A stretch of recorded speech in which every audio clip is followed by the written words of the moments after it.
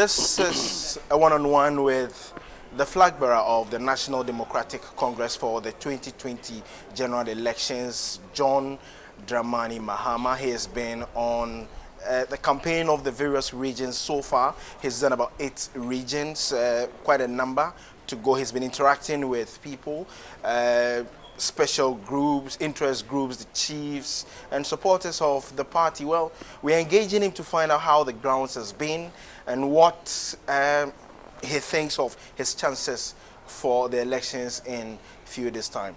Good morning to you again, Your Excellency. Good morning. Good to see you. Good to see you too. You have a message of recapturing power. How has the campaign been so far, and what do you think you've been able to win with respect to the trust of the people which you lost in 2016, which led to your defeat? The campaign has gone well, very well so far. And it's always good once again to connect directly with the people. We'll be meeting the chiefs and the people in their communities. And in this particular case, what I did was not to go to the constituency capitals, but to choose 2 or 3 locations within the constituency so that you go actually into some of the rural areas to see how conditions of life are. And times are quite hard. I mean, all the people that we have spoken to are finding it very difficult to make ends meet. And one thing that stands out is the appreciation to the NDC government for a lot of the infrastructure that they have in terms of electricity, in terms of clean drinking water, in terms of schools, you know, CHIPS compounds, health facilities, you know, and so many other things. And they believe that the NDC should come and continue from where we left off.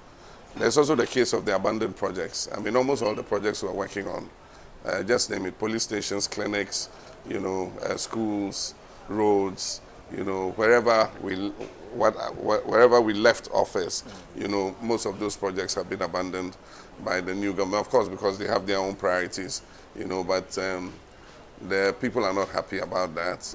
They want a continuation of those projects. And they want a stronger economy. The economy is in serious crisis, and it's creating a lot of hardship for people. Now you, your opponents have said that the seat of government is not for experiment. You have come, you've had your time, yes, it's fine, so you can go and sit back. But you have retorted by saying that you're coming back to right the wrongs. What 5 things do you think that with your comeback you would be able to do? Yeah, but I'm not experimenting. I've done it before. People have seen my track record. Yeah, and I don't think I'm coming to do any experimentation. I'm going to take it to the next level. We did well with infrastructure. That is undisputable. My next focus is taking it to the next level with upscaling skills for young people and giving them the skills so that they can find a place in the world of work. You know, that's what we want to take it to. But if you talk about hindsight, you know, maybe things that we could have done better. Yeah. There's that connection with the masses. Having been a minister of communications all the way, and then being a vice president, you know, I had this direct communication with the masses.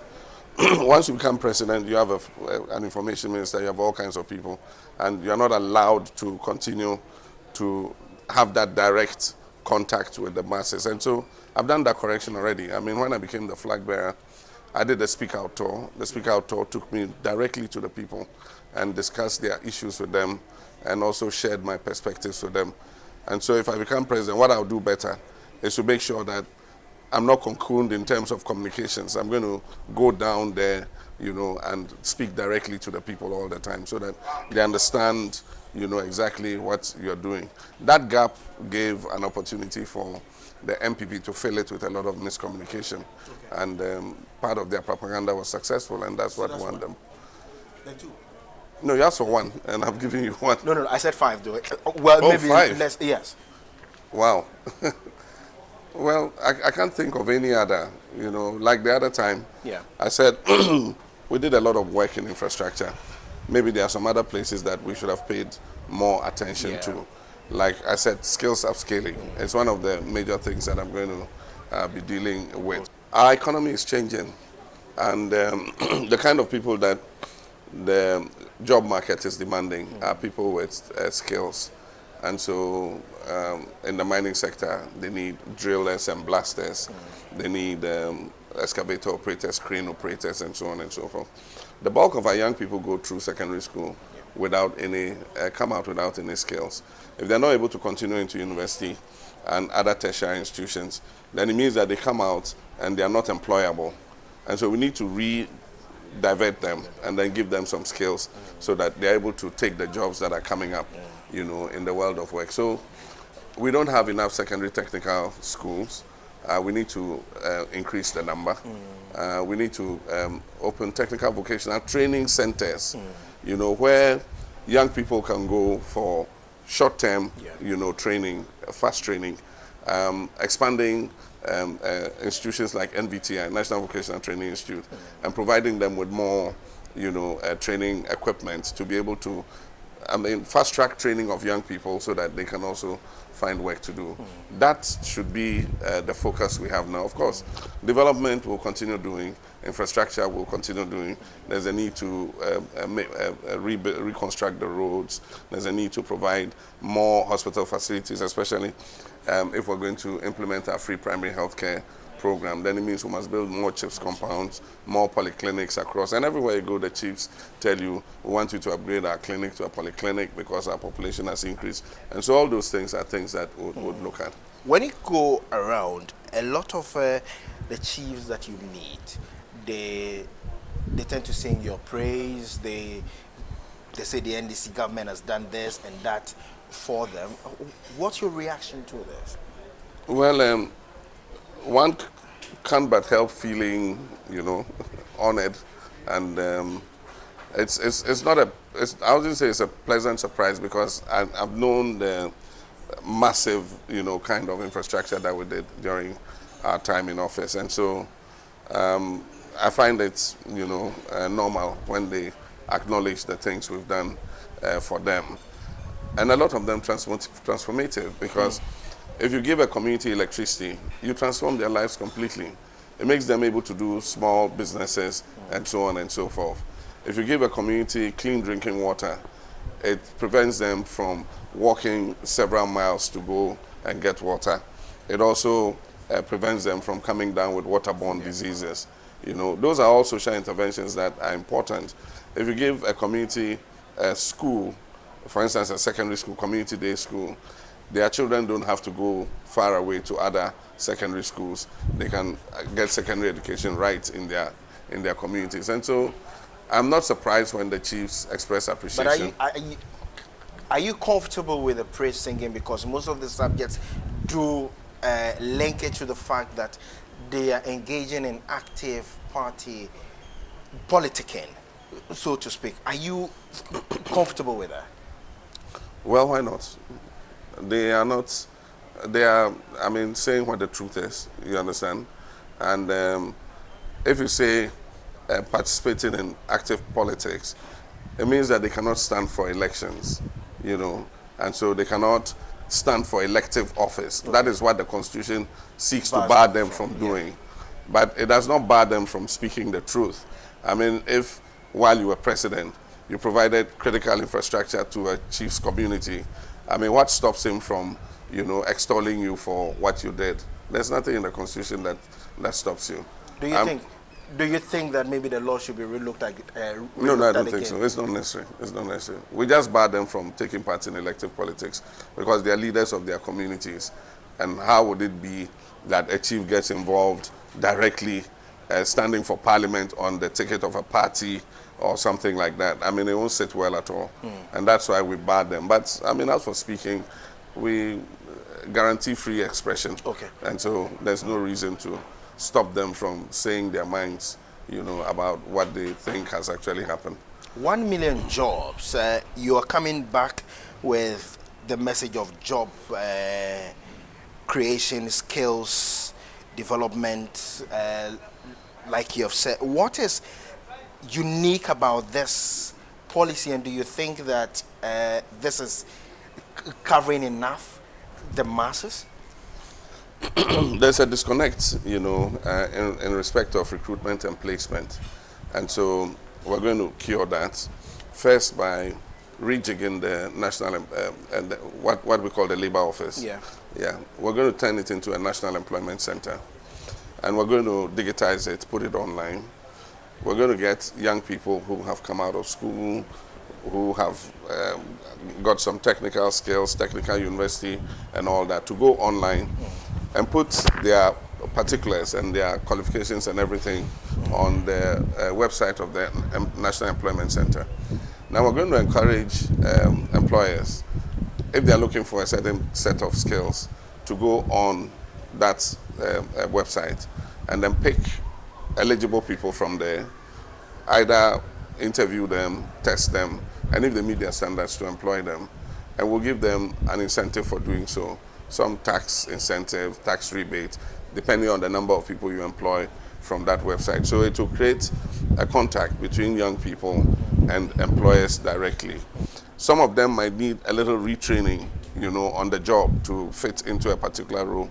They're free to do so, and then eventually employ them. So that will allow them. Young people, one of the things that they have a problem is when they come out of school, there is virtually no connector between them and employers. And so you see they take applications and CVs and they walk from business to business and be dropping their CVs in those places. That will, take that away. Then the next one is the big push. I've talked about it.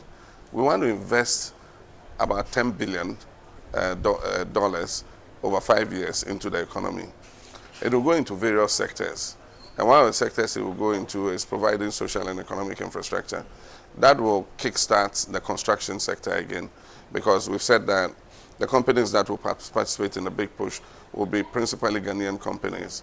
And so these Ghanaian companies would employ from the Ghanaian labor market.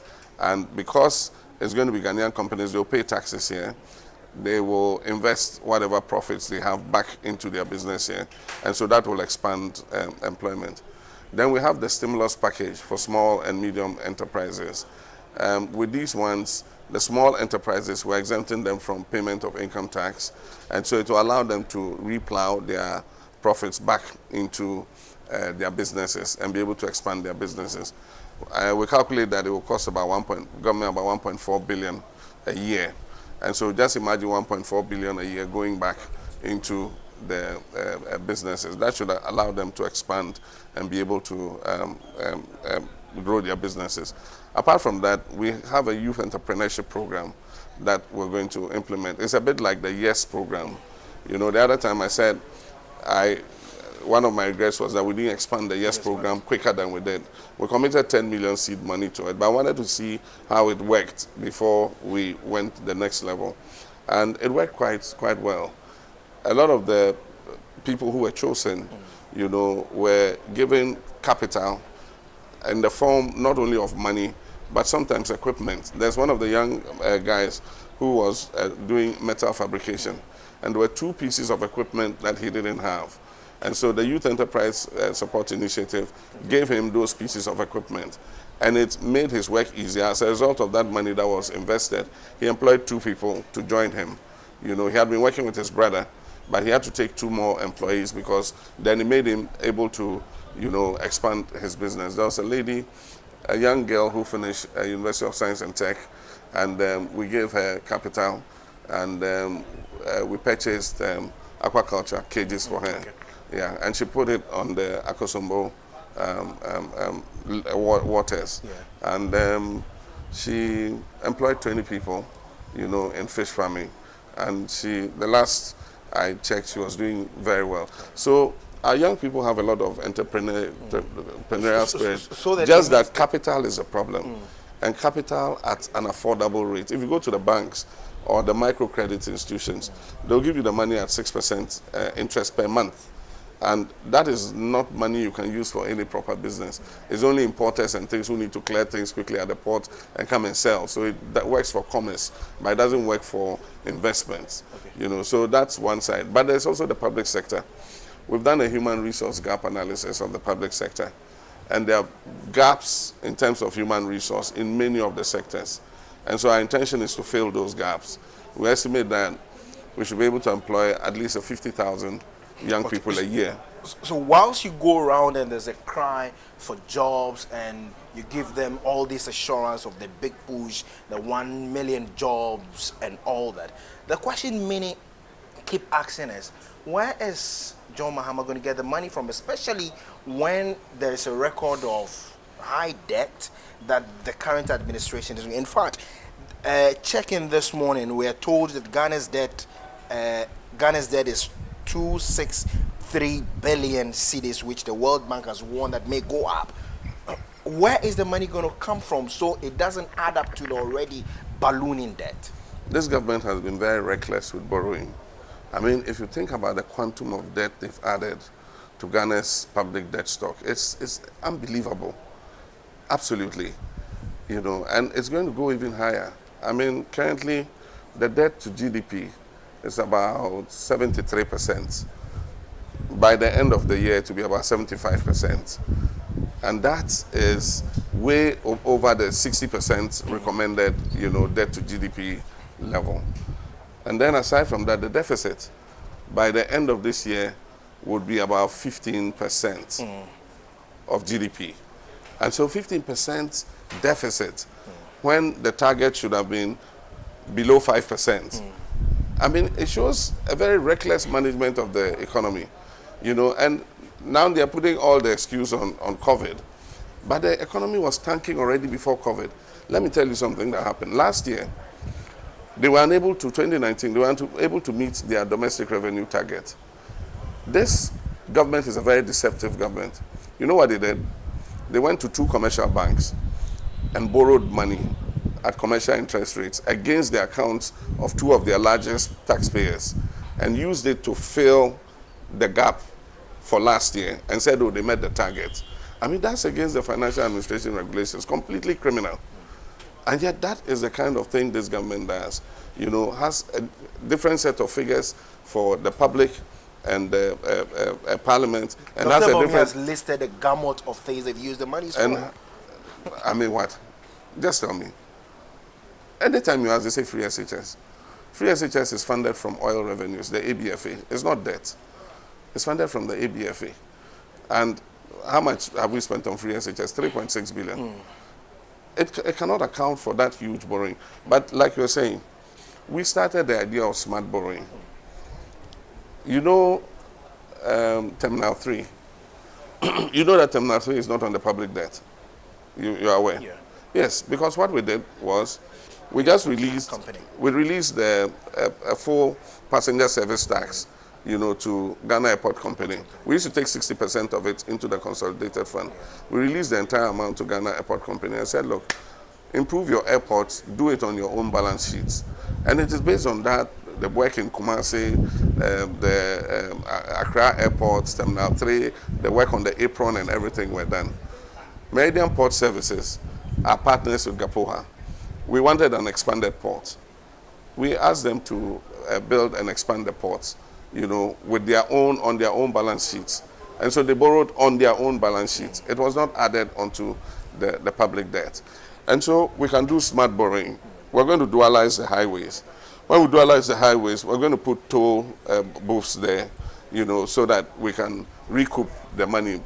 Time a motorway was built, we've recouped the money for the motorway many times over, you know. And so there are a lot of these things that you can do, especially with economic infrastructure, so that you're able to recoup whatever you put into it. And so we're going to do smart borrowing. We're going to collateralize parts. You know, we did an investment vehicle called the Ghana Infrastructure Investment Fund, and we committed some revenues to it. We put $270 million there. This government has dissipated it. But that vehicle was going to be used as an investment vehicle to attract funding to develop our infrastructure. We're going to rejig that idea and commit part of our oil revenues into that investment vehicle. And we'll use that investment vehicle to borrow to invest in the economy. All right, so this is a one-on-one with the Flagbearer of the NDC, John Dramani Mahama. We'll go for a quick break, and when we come back, we delve into the issue of corruption. So this is the one-on-one interview we're having with the Flagbearer of the NDC, John Dramani Mahama. on what he's been saying on his campaign tour. My name is Komla Kluche. Let's go to corruption. Corruption was a major issue in 2016. In fact, you were lambasted here and there over the issue of corruption. How do you rate the current government's management of corruption issues, or the handling of corruption and then its related issues? I'm sure you know the answer yourself. You tell me. Well, abysmal. And it's not like the statistics don't support it. Just look at the corruption transparency index, yeah? And you can tell the performance of any government in corruption. The worst year of our government, NDC, is better than the best year of this government in terms of corruption. You see, the thing, Komla, the thing about corruption is, it's not that it won't occur. It will come up. I mean, there are people in different places. Everybody has his own moral, makeup, you understand? And so you might put somebody somewhere. He goes and does some wrongdoing and all that. The important thing is to strengthen the institutions so that the institutions work. It's how you deal with corruption when it comes up. Not that it won't happen, it will happen, but how you deal with it as a leader, that is most important. Now, it's obvious that this president has absolutely no will to deal with corruption. He raised a lot of hopes with the issue of the Office of Special Prosecutor. I mean, what has come out of that office in 4 years? One, it is underfunded. Two, the Special Prosecutor's hands have been tied behind his back. And so he's not been able to prosecute anybody. He has no investigators. He has to rely on state institutions to give him investigators. Every year they announce a big budget for him. How much of that budget is released? But in a part, it's also the media. I mean, I said it the other time, the media is giving this government a free ticket when it comes to corruption, because you set the agenda. In my time, every little issue was like, blown up, sometimes out of proportion. But the thing about... Corruption is not little or big. No, I said blown out of proportion, whatever it is. But the thing about my administration was, I believe in regime accountability. And so if the matter will come up. If it comes up, you must find a way of dealing with it, either by investigating it, and our record is clear. I mean, we investigated all the issues the media raised and things. One of our members of parliament is sitting, in prison, because of issues related with corruption. And so there was a will to deal with it. This government has no will to deal with corruption within the regime. The easiest fight against corruption is to deal with your political opponents when you take over. And so if you go and pick 1, 2, 3 people and put them before courts and say you are being strong with corruption, what of those who are engaged in corruption under your own administration? Why should Ghanaians believe you to fight corruption more than the MPP administration, especially when under you had the JIDA issue? The JIDA issue was prosecuted. They were prosecuted, and people were made to refund monies to the state. They were prosecuted. Which other issue? You've had Zoom Lion. Zoom Lion was part of the JIDA issue. Yes. Yes. Attorney General has the docket. Zoom Lion went to court against government in that particular matter. And that's where we left it to this government. They've not pursued it. And the thing is, the wheels of justice grind slowly. The national service issue. We put 31 people before court. We sacked 110 people. That case up till now was handed over to this government. What have they done about it? How are you going to deal with it when you come to power? How will you deal with this and the many other issues? We'll let the institutions work. You see that we have a lot of anti-corruption institutions. And aside from that, we have the laws to fight corruption. It is the political will that is lacking. And so you don't interfere in the work of the anti-corruption institutions. Leave them to do their work. And the point is, when I become president, anybody who serves in my government, I'm going to give them a strong warning that if they come into conflict with any issue to do, if they have anything to do with corruption and any of the institutions is investigating them, they can't expect any political interference from me. Let's go to the issue of small-scale mining. You have said a lot about what you do. I mean, in Dunkwao, we saw the crowd, the number of small-scale miners who lauded what you were going to do for them. You again said that you would be there will be a mining board which would serve as an intermediary, so to speak, between the small-scale miners and then that. Now, what do you think that with the idea of the mining board coming on stream, the issue of Galamsey is going to be a thing of the past? Would we equally not see the depletion, the wanton depleting of the environment? What's the situation now? I saw one video on social media that showed the state of our waters in 2016, our river bodies, and what the river bodies look like now. The pollution is far more now under this regime than it was even under our administration. And besides, what has happened is this administration has done something in the small-scale mining sector of taking the advantage to mine and giving it to their party activists, their chairmen, their DCs, and then the rest of the people they have, put aside. And that's why you see a lot of agitation when we go to the mining communities, because Galamsey is taking place, but it is officially sanctioned Galamsey. The party says, you heard it, the party saying Hiasika, and so they should go and do mining to finance their political party activity. And so if you go to many places, they'll tell you the DC is involved in Galamsey. The national executives of MPP are involved in Galamsey. The thing is, if you say small-scale mining or Galamsey is illegal and it's not good, and so you want to put an end to it, and let everybody sit down. But you don't, let your people continue doing it, and then you deprive others. Okay. Mining is not bad. Small-scale mining takes place in many countries. If you go to the US, there are small-scale mines. There are huge mines, you understand? It is how you arrange it so that they're able to do the mining properly and then reclaim the land after. The thing about the Galamseyers is once they take the gold out of the ground, they just abandon the ground the way it is and they leave. So they are not subject to what we call an environmental bond. Yeah. The big companies have to put some money down as an environmental bond. Now if we arrange it properly, that whatever gold they extract, there's a board, and then we have all these graduates from the Takwa School of Mines. We assign them to all the mining districts to supervise and make sure that they're doing the right thing, and that they adopt safe mining practices so that people don't die in the process of mining. And then aside from that, and every income they get from the gold, a little is put aside for reclamation after they've finished. After they've finished, if they level the ground, they plant the trees and do everything, they get their money back. If they don't, that money will be used to hire somebody to come and do it. So under your plan, we will not see the depletion of the environment?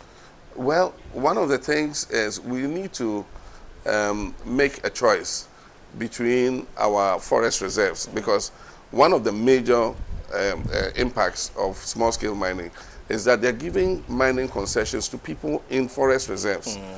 And so between the gold that is under the ground and the forest reserve, we need to make a choice which is more important. And I'll always go for the forest reserve. Because once that forest, natural forest is depleted, you can never get it back to the same level as it is. The other places where there's gold, in areas that have been depleted of trees and things, mining can take place there normally, because after you finish, you can level the ground again, you can put the topsoil back, you can plant the trees again, and it will come back to normal. We are far behind time, but there are about two issues that we'll have to look at, the Electoral Commission and then the issues in Nigeria briefly. Let's look at the Electoral Commission. You have many say you've been a bit harsh on the current Electoral Commission. You appear not to be confident in them. What areas do you want them to focus on, and that should see a free and fair elections? Well, I think the first is the register. That's one of the areas we should look at. It will be unfortunate if on the day of the election, people go and they can't find their names in the register. By then it will be too late to correct anything. And that's why I've kept putting the pressure for them to make sure that we have a credible register. That's the first one. The second one is the hardware they're going to deploy. You know, the thing is, you don't change hardware and software, so close to an election. You know, they were a bit late in ordering this new, if they knew they wanted to replace, you know, the existing technology that we had for elections, we should have started a bit earlier. Right now, we've not had the opportunity to test this new system they've put in place. And so on the day, people might go and put their fingers on the BVRs and the BVRs don't work. It will make for a lot of chaos, you know, in the election. And so I've just kept warning the nation that this is likely, so that they also sit up and do the right thing. You see, I think that the problem has been a problem of competence. You know, throughout the history of the Electoral Commission, they leave office by retiring. And so when somebody retires, a new person is appointed. He comes and meets two commissioners there already. And so the institutional memory is there, and they continue working. He becomes experienced too. Then somebody retires, and then the person is replaced, you know. So it has always been an institution that has had institutional memory and continue to work. In this case, 3 commissioners were removed at once, and 3 new commissioners brought in, who have no institutional memory. They have no experience of conducting elections.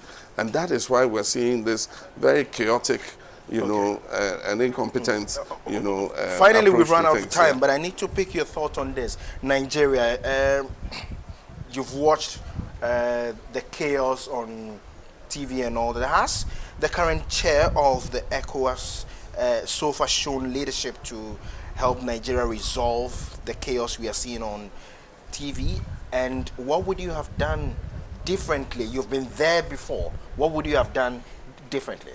Well, I can't talk about him, you know, but I'll just say that what's happened there is regrettable. I saw some of the videos just yesterday, because we've been in the rural area. Sometimes the connectivity has not been good. But yesterday I saw some of the pictures, and they really were gruesome. I don't believe that, you know, the security services should be so high-handed, you know, against unarmed demonstrators. And so it is regrettable. But Nigeria is a country of strategic security interest to Ghana, because we're the nearest English-speaking country to Nigeria. If anything happens and causes chaos and disorder in Nigeria, it invariably affects Ghana, both in terms of the fact that we are like brothers, we're cousins, we live together. And then in terms of trade, the highest trade in West Africa is between Ghana and Nigeria. And so we have a very important interest in what goes on in Nigeria. And so I'll appeal that we maintain a level head. The generation of today, and that is what we've been warning about, we have a youth bulge.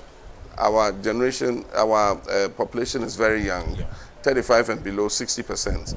And we've always said that it is an advantage in terms of having young, strong labor, you know, but it's also a disadvantage if we're not able to find employment for them as quickly. And so the young people see that their opportunities are dwindling. Should the ECOWAS have been more positive in this? Oh, definitely. And that's the final one. Definitely. I mean, ECOWAS is our a sub-regional body, and it's responsible for peace and security within the West African sub-region. And so when you are the chairman of ECOWAS, you take an interest in what is going on in the other countries. I mean, I dealt with the Burkina Faso situation. I was ECOWAS chair at the time. I dealt with issues to do with Guinea-Bissau and all that. I noticed the president dealt with the Malian situation, but he also should be very responsive to what is happening, not only in Nigeria, but also Cote d'Ivoire. I mean, you keep seeing the rioting that's taking place in Cote d'Ivoire. I mean, ECOWAS must be proactive and must start to, you know, envision what interventions need to be done in order to bring peace to those countries. Okay. John Dramani Mahama, many thanks to you. And this is one of the many interviews we are hoping to have with you, and we are grateful for the opportunity you've given us, and we will be expecting to have many more with you. So that's John Dramani Mahama, the flag bearer of the National Democratic Congress. He's been speaking to us exclusively here on TV3, and he's been talking about the many issues he's been saying on the campaign trail. We're hoping to have another interview with him as time goes on. My name is Komla Kluche. Thank you for your time.